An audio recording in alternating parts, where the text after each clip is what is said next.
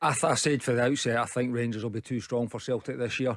Not the style, but I think definitely the shape. As much as it's a 4-3-3, 4-2-3-1, whatever you want to call it, there has been real differences in particularly the positions of the wider players and their two midfielders. So I think they'll look a real threat. I think there's a real energy being brought back to the team. Whether that's a new manager bounce, which you hear a lot of people talk about when new managers come in, but and I did think they weren't at their best. It just so happens they have clicked now, and it's been since the new managers came in, and there's been a few changes to the roles that players are getting asked to do. Like I said, I think the style and everything's pretty similar. Again, for me, 4-3-3, 4-2-3-1. You can float in between that in between games, but they look a real threat. Ryan Kent in the wider areas. If you get him isolated in 1v1 situations, he's deadly. He can go inside, he can go outside. His step over is electric. So I think having him in that position is a real threat. For me, it probably suits him better.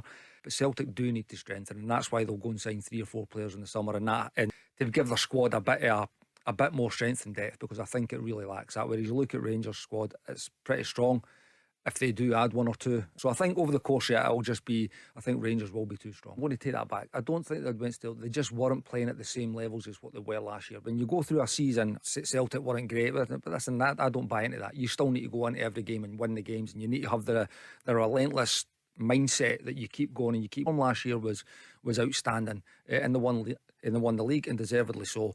This year they came back. Was there a wee bit of a hangover from winning the league and achieving that? That's been talked about for so long. Was there a little bit of hangover for it? I feel there was. On first view, and obviously you're sitting on the halfway line, you're a good 60 yards away from it. It looked like the two of them were jostling for position. And when he feels the nudge, I'm not even going to call it a push, I'm going to call it a nudge. When he feels that, he goes over and he buys a free kick. And this is where, when VAR comes in, is that a real howler? Is that a real clear and obvious error?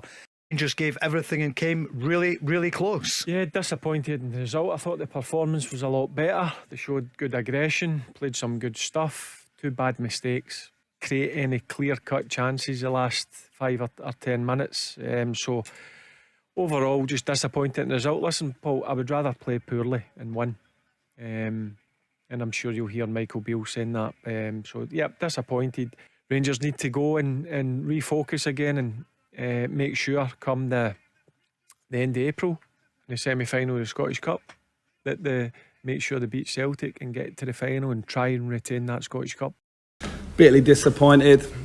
Fine margins will generally decide big games, and I think we've made an error again in a moment and conceded a goal, and the game's been very harsh on us. I thought second half we took the game to Celtic, we had big moments and we haven't executed. So in big games you can't have sort of the amount of play that we had and the opportunities we had and make a mistake and get away with it.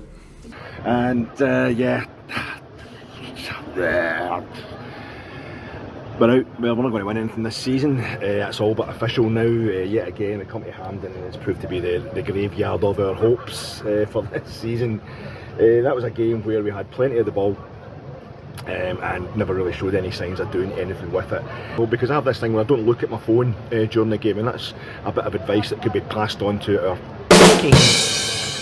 defenders, midfielders, everybody. I've never seen us concede so many goals in one season through schoolboy error switching off. This team are knackered, they're exhausted. The reason I know that is because they actually gave that their all today. Rangers really, for what they've got within the tank, Rangers tried really bloody hard today, and it just was nowhere near good enough. One of the first things that goes when you've not got a proper pre-season in you, is it, again I'm asking the question, was it because Gio didn't get a proper pre-season in them?